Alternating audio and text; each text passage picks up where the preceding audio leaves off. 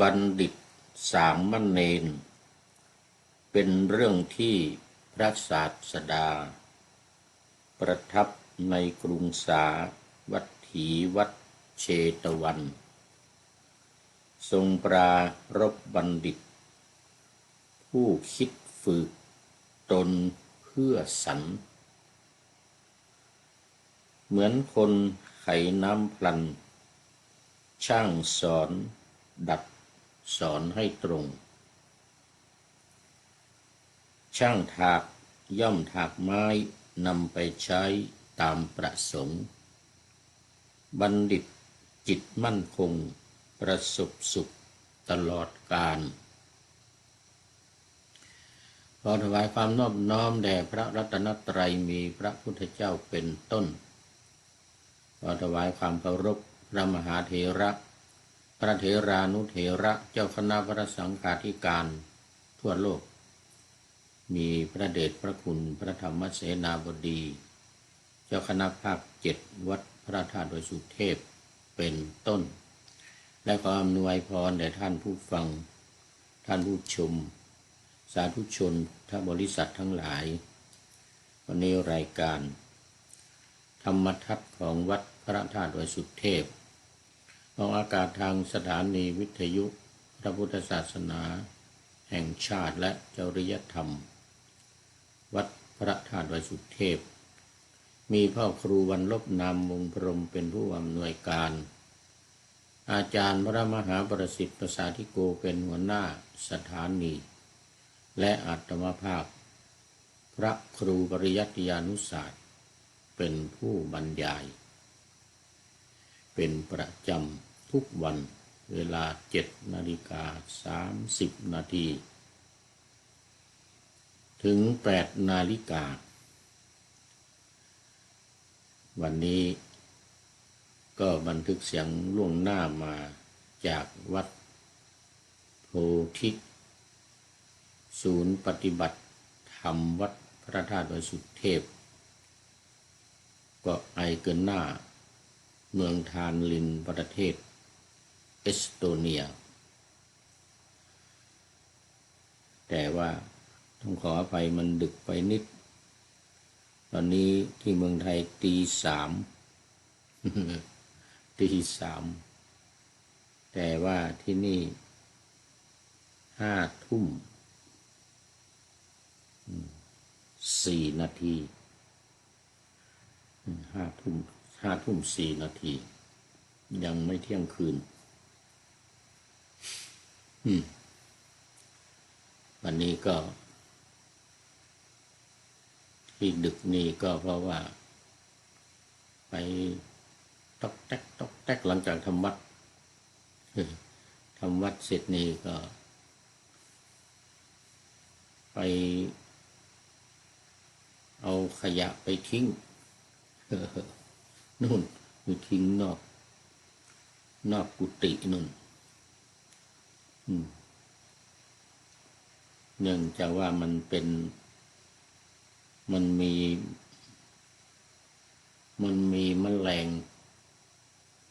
แมงอะไรมันมาตอมเนี่ยตัวเล็กๆแมงหวีหรือแมงอะไรตัวเล็กๆมาตอมเปลือกกล้วยแล้วก็อะไรเนี่ย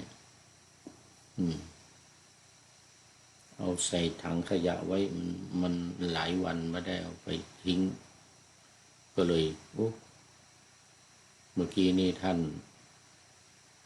เมธามาเห็นเขามา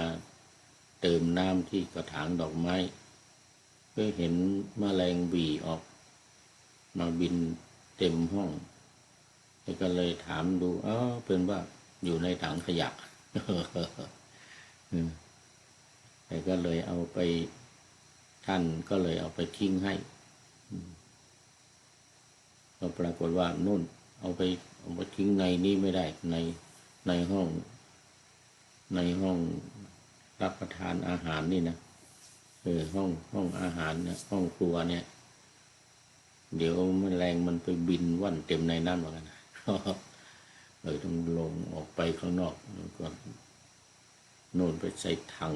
ขยะข้างนอกนู่นถังใหญ่อยู่ข้างนอกโอ้แล้ววันนี้หนาวนะเพราะมันมีฝนตกมาเป็นระยะ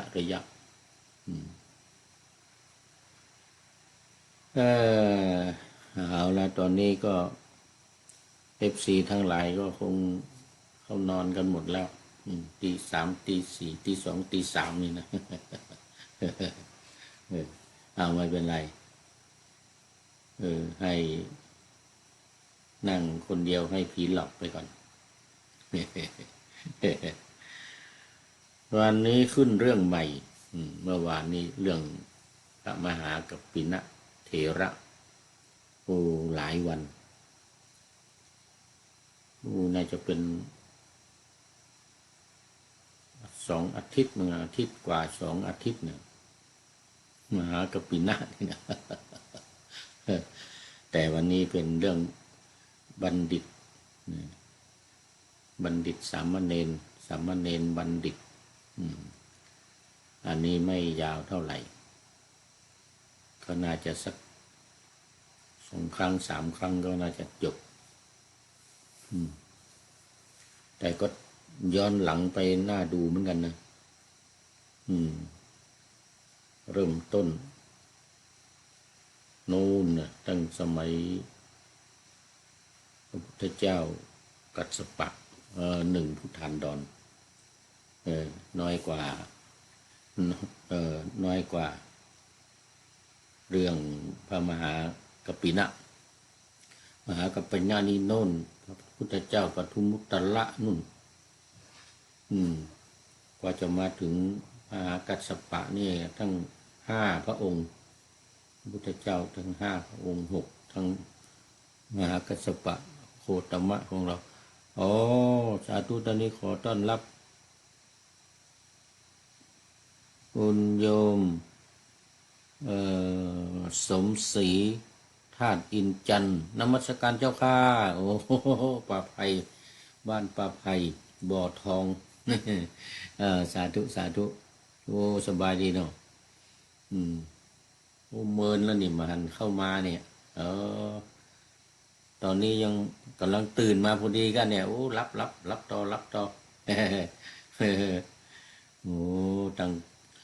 งป่าไผ่ฝนตกเนาะเนี่ยเราฝนถ้าจะตกดีวายบันทึกงานกิจกรรมโอ้มันกระตุกกระตักขอไปโมทนาเลิกแล้วรับต่อเนอะบัณฑิตสามเณรบัณฑิตอันนี้อันนั้นตั้งพระพุทธเจ้าตั้งหลายพระองค์ปทุมมุตตระนั่นแล้วก็มาในนี่อีก6 พระองค์โอ้ยต้อง6 พระองค์เนี่ยหลายล้านปีเนี่ยคนยุคพระพุทธเจ้าปทุมมุตตระนุ่นก็100,000 ปีต่อมาอีกองค์หนึ่ง80,000 ปีพระวิปัสสีต่อมาอีกองค์หนึ่งพระสิกขี60,000 ปีต่อมาอีกองค์หนึ่งพระเวสสภูเดี๋ยววิปัสสี7วิปัสสี80,000เนาะพระสิกขี70,000นะ70,000 ปีอายุไขนะโอ้อายุไข70,000 ปีเราก็มาพระสิกขีนี่60,000 ปีอันนี้เรียงกันมาเลย80,000 70,000 60,000แล้วก็มาพระกัสสปะเนี่ยเดี๋ยววันกักุสันทะ40,000 ปีอยู่ สันผีเสื้อเจ้าข้าวัดลองอ้อวัดลองอ้อเจ้าอ๋ออยู่สันผีเสื้อสมศรีธาตุอินจันทร์อ๋ออันนี้ก็นี่พ่อหลวงสว่างอ๋อพ่อหลวงสว่างอยู่บ้านพ่อหลวงสว่างอันนี้ก็มาสมศรีธาตุอินจันทร์พ่อหลวงสว่างลองอ้อท่านเดียวกันไอ้ยังก็ลืมไปท่านเจ้าอาวาสวัดลองอ้อ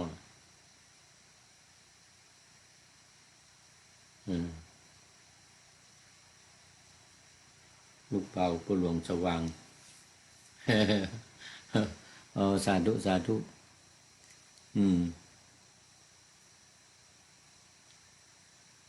สาธุสาธุสาธุเจ้าเอาโมทนาโมทนาพ่อหลวงสว่างรับแล้วก็เนี่ยพ่อหลวงสว่างเนี่ยหลวงสว่างรับแล้วกับความคิดถึงพระหลวงสว่างครับท่านเดี๋ยวก่อนลืมชื่อไปเนี่ย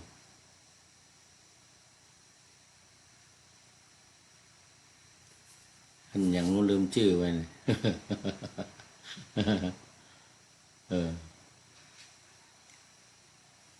สบายดีเนาะสบายดีตุดิวอ๋อแต่กะตุดิวท่านดิวสบายดีเนาะท่านดิวนะท่านดิวพระหลวงสว่างโอ้สาธุสาธุ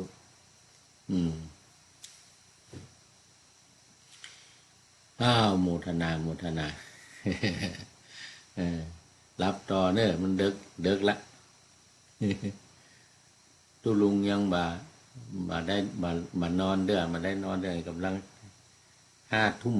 เนี่ยกำลัง5 ทุ่มเดี๋ยวนี้นอนดึกพุ่นเนาะตี 2 ตี 3มื้อเนี่ยตี 2 ตี 3ด้วยนี่นะโอ้เมืองไทยก็ตี 5 6 โมงเจ้านะอันนี้เหยียบหลังไปกำประมาณ2 ชั่วโมงแต่มันบันลับนี่มันบันลับชั่วโมงไปกิ้งไปกิ้งมาก็เลยลุกขึ้นมาจัดรายการลุกขึ้นมาจัดรายการวิทยุรายการทางเฟซทางไลน์ไลฟ์สดอยู่ขนาดนี้โมทนาโมทนาท่านดิว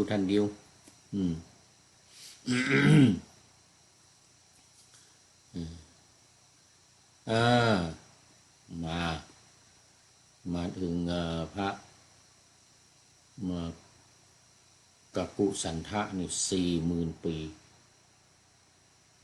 โกนาคัมมนะ30,000กัสสปะ20,000นี่นะมาถึงกัสสปะนี่ท่านสามเณรบัณฑิตนี่เริ่มจากพระพุทธเจ้ากัสสปะแล้วจากพระพุทธเจ้ากัสสปะมาถึงพระพุทธเจ้าของเราปัจจุบันนี้ก็ประมาณ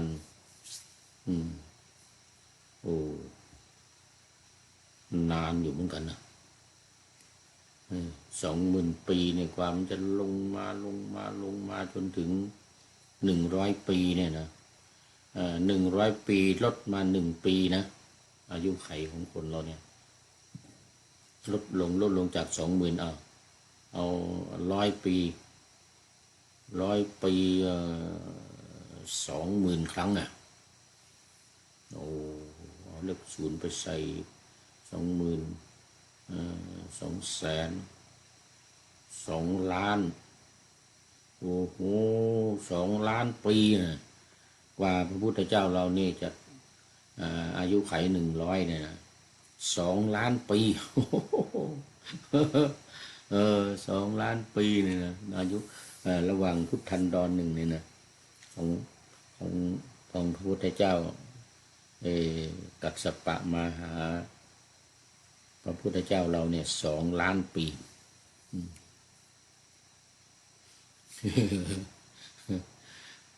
เรื่องนี้เกิดขึ้นที่สาวัตถีวัดเชตวันที่ว่าไปแล้วนี่ตามปะนาธรรมาสไปแล้วนี่บัณฑิตสามเณรเป็นเรื่องที่พระศาสดาประทับในกรุงสาวัตถีวัดเชตวันเชตวันที่เก่าเวลาเดิม เมืองสาวัตถีวัดเชตวันวัดของท่านอนาถบิณฑิกะเศรษฐี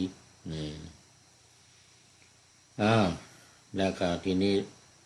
ปรารภถึงท่านถึงสามเณรบัณฑิตนี่นะชื่อว่าสามเณรบัณฑิตเนี่ยบัณฑิตสามเณรเนี่ยก็แสดงธรรมตรัสพระธรรมเทศนาว่าเนี่ยอุทธักกังหินายันติเนติกา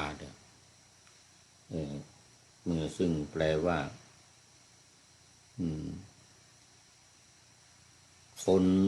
คนไขน้ำเนี่ยนะ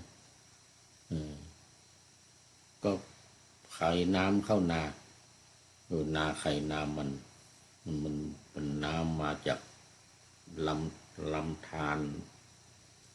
ลำธารลำห้วยเนี่ยนะแล้วก็เปิดไขน้ำเข้านาของตัวเอง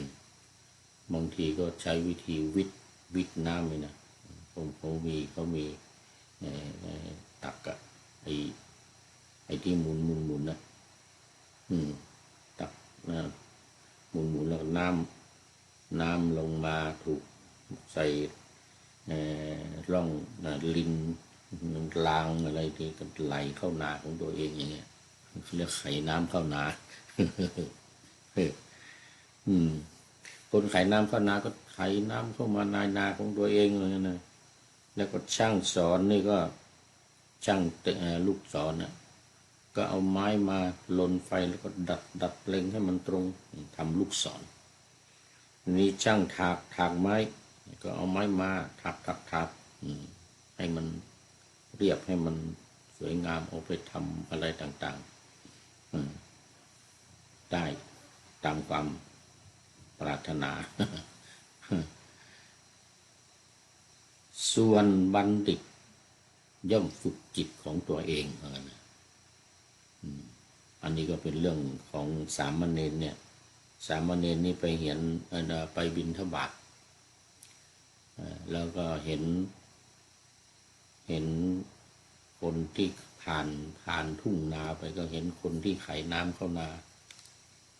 แล้วก็เห็นช่างดัดลูกศรเนี่ยแล้วก็เห็นช่างถักไม้เนี่ยก็ถามท่านอุปัชฌาย์ว่าโอ้เนี่ยไอ้น้ำเนี่ยลูกศรแล้วกับไอ้ต้นไม้ที่เขามาถักทำเป็นอะไรต่างๆเนี่ยมันมีจิตหรือไม่ยังไงเนี่ยโอ้มันไม่มีจิตเนี่ยเขาสามารถนำมาจัดให้มันเป็นสำเร็จรูปได้ใช้งานได้จิต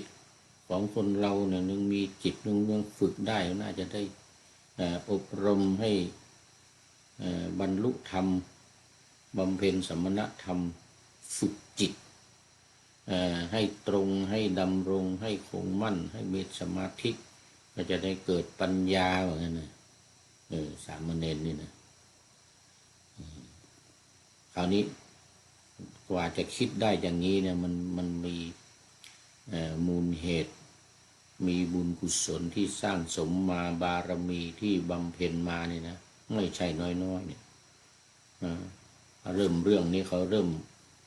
ถอยหลังไปตั้งแต่สมัยพระพุทธเจ้าก็นามว่ากัสสปะ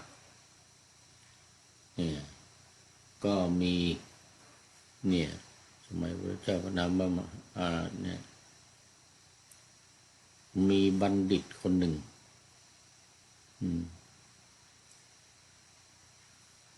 สมัยพระเจ้านามว่ากัสสปะนะมีบัณฑิตคนหนึ่งเดี๋ยวก่อนพระพุทธเจ้าพระนามว่ากัสสปะนี่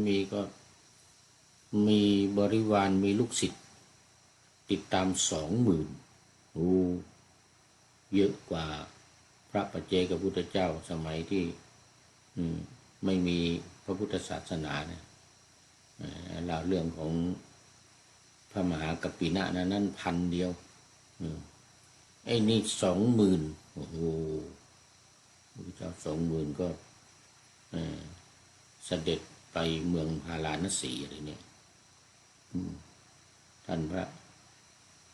มหาพุทธเจ้ากัสสปะนี่นะก็ไปเมืองพาราณสีทีนี้ก็สมัยนั้นที่เมืองพาราณสีเนี่ยก็มีบัณฑิตคนหนึ่งโอ้บอกเห็นพระพุทธเจ้าเสด็จมาพร้อมกับพระสุสงฆ์จำนวน20,000 รูปนี่นะก็เข้าไปถามไปกราบทูลถามพระพุทธเจ้ากัสสปะนี่แหละโอ้จะพากันไปที่ไหนโอ้ไปเมืองจะไปเมืองพาราณสีเหมือนกันนะก็ไปนี่แหละมาไปเมืองพาราณสี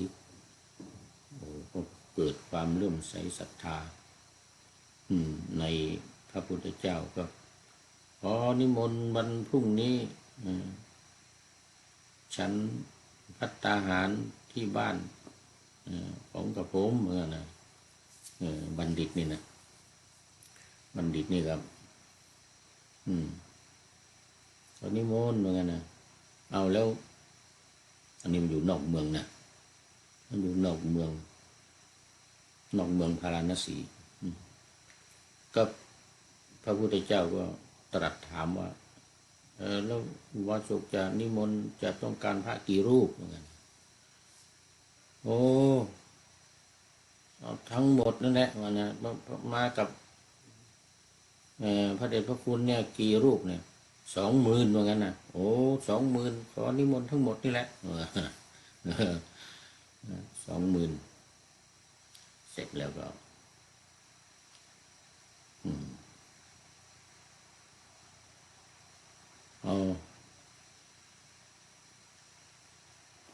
อย่างนี้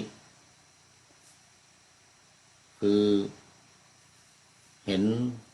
ห็นก่อนนี่เล่าข้ามขั้นตอนไปหน่อยเห็นคนทั้งหลายกำลังทำบุญสุนทานกันพระพุทธเจ้าเสด็จมาเนี่ยพากันทำบุญสุนทานโดยการทำบุญตักบาตรเนี่ยทำบุญตักบาตรทำบุญสุนทานทำบุญตักบาตรกันก็เลยไปผ่านไปก็เลยไปแอบดูพระพุทธเจ้าที่เสด็จมาเนี่ยนะเขากำลังทำบุญสุนทานกันทำบุญใส่บาตรกันก็พอใส่บาตรเสร็จฉันเสร็จนะพระพุทธเจ้าฉันเสร็จพระเจ้ากัสสปะนะไม่ใช่องค์ของเรานี่นะพระเจ้ากัสสปะก็แสดงธรรมตรัสเป็นอนุโมทนากถาเป็นคาถาธรรมให้กับผู้มาทำบุญได้รับฟังกันบังเอิญว่านั้นเป็นเรื่องของการชักชวนคนอื่นมาร่วมทำบุญพระพุทธเจ้าก็ตรัสว่าบุคคลบางคนในโลกนี้ทำบุญคนเดียวไม่ชักชวนคนอื่นพอตายไปในภพใดชาติใดเนี่ยก็เป็นบุญผู้ที่มีเงินมีทองร่ำรวยแต่ไม่มีบริวารเหมือนกันแล้วก็มีอีกจำพวกหนึ่งชอบชักชวนคนอื่นทำบุญสุนทานแต่ตัวเองไม่ทำเหมือนนะมีแต่ไปบอกคนอื่นทำเห็นใครมาเห็นพระมาอย่างเงี้ยเห็นพระพุทธเจ้ามาอย่างนี้นะก็ไปบอกคนอื่นให้ทำบุญตักบาตรแต่ตัวเองนี่ไม่ทำเหมือนกันคนประเภทนี้บางทีไปเกิดในภพใดชาติใดมีบริวารมากแต่ไม่มีเงินก็แปลกเหมือนกันเป็นคนไม่ใช่รวยไม่เป็นเศรษฐีนะไม่เป็นมหาเศรษฐีหรืออะไรแต่ว่ามีบริวารมากมีคนเขาพบนับถือเพราะอะไรเพราะว่าไปชักชวนคนอื่นให้ทำบุญชักชวนคนอื่นให้ทำทาน รักษาศีลอะไรเนี่ยเห็นเขาทำอะไรกันก็ไปชักชวนคนอื่นทำแต่ตัวเองแอบ แอบอยู่ไม่ทำกับเขาอ่ะหรือทำก็ทำเล็กๆน้อยๆนิดๆหน่อยๆไม่ทำจริงจังประเภทนี้เวลาตายไปเกิดที่ไหนเนี่ยก็จะเป็นคนที่มีบริวารแต่ไม่มีเงินไม่ร่ำรวยพออยู่พอกินนะถ้าทำหาเช้ากินค่ำเลี้ยงปากเลี้ยงท้องแต่ว่ามีมิตรมีสหายมีบริวารมากประเภทที่สามอันนี้ชักชวนคนอื่นก็ไม่ทำไอ้ตัวเองก็ไม่ทำแบบนี้เวลาตายไปเกิดที่ไหนก็ไม่มีสักอย่างไม่มีทั้งเงินทั้งทองไม่ร่ำไม่รวยแล้วก็ไม่มีบริวารมิตรสหายทั้งหลายหรือบริวารที่จะมาร่วมการร่วมงานเนี่ยไม่มีสักอย่างแล้วก็เป็นคนจนอีกไม่มีร่ำรวยไม่มีเงินทองแล้วสุดท้ายประเภทที่สี่ว่างั้นนะประเภทที่สี่นี่เวลาทำบุญสุนทานก็ชักชวนคนอื่นทำตัวเองก็ทำด้วยเวลาไปเกิดที่ไหนชาติใดภพใดเนี่ยก็ยังเป็นผู้ที่อุดมสมบูรณ์ไปด้วยทรัพย์สมบัติและมีบริวารแวดล้อมเป็นจำนวนมากอันนี้สาเหตุเป็นเพราะว่าทำทั้งสองอย่างเลยทั้งชวนคนอื่นทำด้วยเวลาทำบุญนะแล้วก็เวลาทำบุญเนี่ยอะไรนะเมื่อกี้เนี่ยตัวเองก็ทำด้วยตัวเองก็ทำด้วยบัณฑิตนี้ได้รับฟังพระพุทธเจ้าแสดงว่าธรรมเทศนาเสร็จก็กลับไปสู่อารามบัณฑิตคนหนึ่งแอบฟังไอ้ที่ว่าเห็นเขาทำบุญสุนทานกันนะแต่ว่าตัวเองยังไม่ได้ทำแต่ว่ามาพบพอดีมาเห็นพระพุทธเจ้าเสด็จมาแล้วเนี่ยญาติโยมสาธุชนทั้งหลายพากันทำบุญตักบาตรได้รับฟังธรรมนั่นเลยก็คิดว่าเรานี่ก็น่าจะทำยังไงให้ทำบุญแล้วก็เกิดในภพหน้าชาติหน้าเนี่ยต้องมีเงินมีทองด้วยแล้วก็มีบริวารด้วยเหมือนกันนะก็เลยนิมนต์พระพุทธเจ้าเลยที่นี่มันพรุ่งนี้ขอนิมนต์ฉันบ้านกับผมเหมือนกันนะ20,000นี่แหละมีเท่าไหร่ต้องถามมีเท่าไหร่มี20,000นี่แหละทั้งหมดเลยว่างั้นนะทั้งวัดว่างั้นนะนิมนต์ทั้งวัดทีนี้ก็พอพระพุทธเจ้ารับนิมนต์เสร็จตัวเองก็เข้าไปในหมู่บ้านไปประกาศให้ญาติโยมทั้งหลายพากันทำบุญสุนทานเด้อวันพรุ่งนี้บ้านผมรับอนิมนต์พระไว้20,000 รูปว่างั้นใครจะทำเท่าไรใครจะรับ5 รูป10 รูป20 100อะไรก็ตามเจตนากำลังที่จะทำได้ว่างั้นนะส่วนญาติโยมประชาชนทั้งหลายก็ยังไม่ทันได้ทำหมดเวลา วันนี้หมดเวลาแล้วยมสมศรียมสมศรีธาตุอินจันทร์ก็เป็นท่านสุดท้ายเข้ามาในรายการวันนี้ขอโมทนาเป็นอย่างยิ่งก็นำรายการธรรมทัศน์ไปก่อนแล้วจะย้อนมาใหม่ในวันหลังเพื่อให้ท่านทั้งหลายได้รับฟังพระธรรมเทศนาเหมือนดังเดิมเป็นธรรมะจากพระไตรปิฎก3ธรรมบทอันงดงามบรรยายเสริมอธิบายใจความเหมาะมาต่อเติมยกนิทานดั้งเดิมเสริมบทธรรมขอทุกท่านสุขกายสบายใจ